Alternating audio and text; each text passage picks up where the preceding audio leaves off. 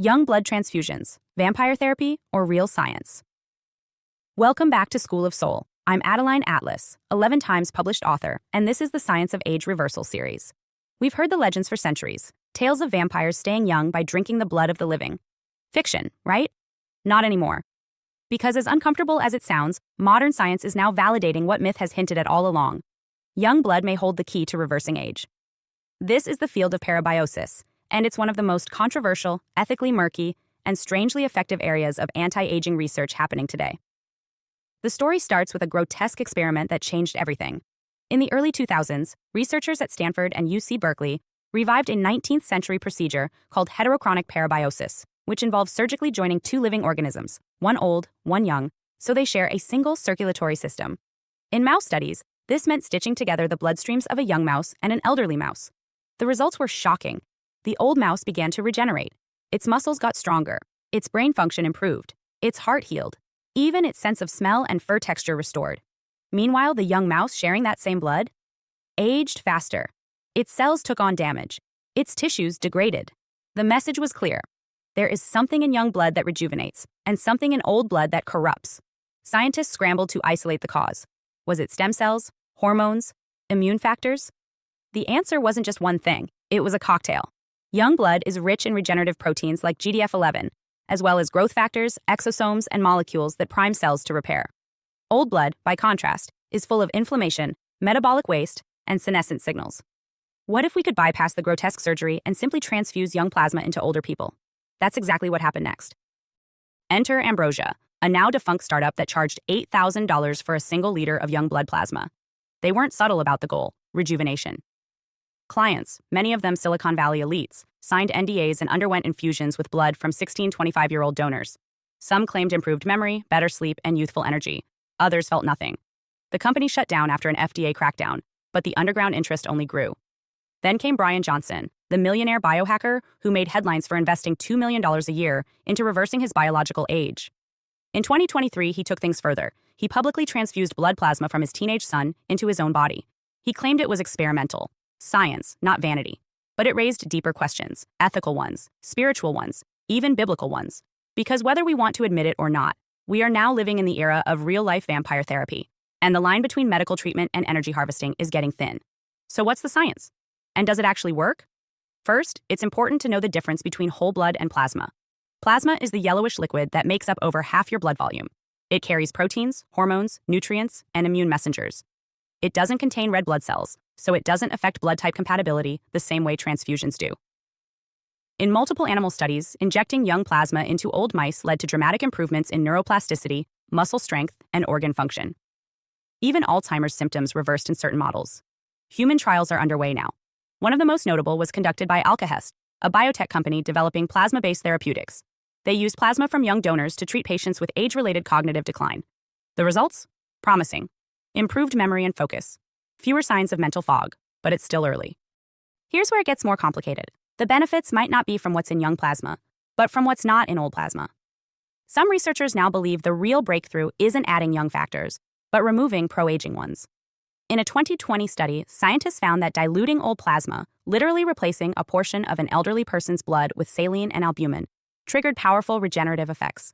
The cells reset, inflammation dropped, muscle and brain function improved. No young blood required, just subtraction. This opens the door to a different model. Instead of stealing youth, what if we simply detox our inner environment? Still, the obsession with young plasma hasn't faded. Clinics around the world, from Mexico to Dubai, offer plasma exchange programs to wealthy clients. Some do it monthly, some combine it with stem cell injections. And while the results are inconsistent, the demand is rising. Because for many aging elites, the fear of death outweighs the fear of experimentation. But this rise in demand has triggered something darker: the emergence of black markets. Reports are surfacing of illegal blood boy networks, young men selling plasma under the table to older, wealthier clients. In countries with less oversight, rumors swirl of orphanage exploitation, fake blood donation programs, and human trafficking tied to rejuvenation services. It's not confirmed, but it is being investigated. And here lies the spiritual question. If youth becomes a resource, a commodity, what happens to the sacredness of the body?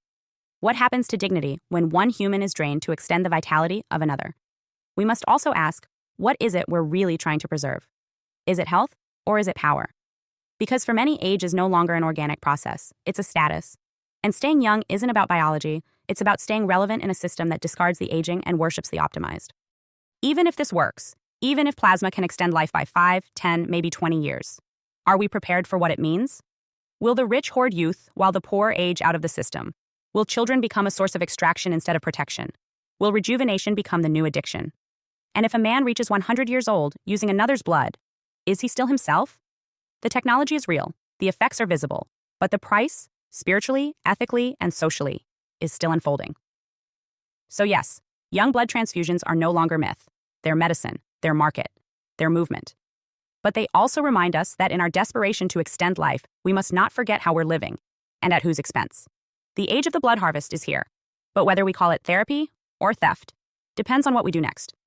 Hi, I am Adeline Atlas, 11 times published author, and SOS, School of Soul has a brand new series, the AI and Future Technology series.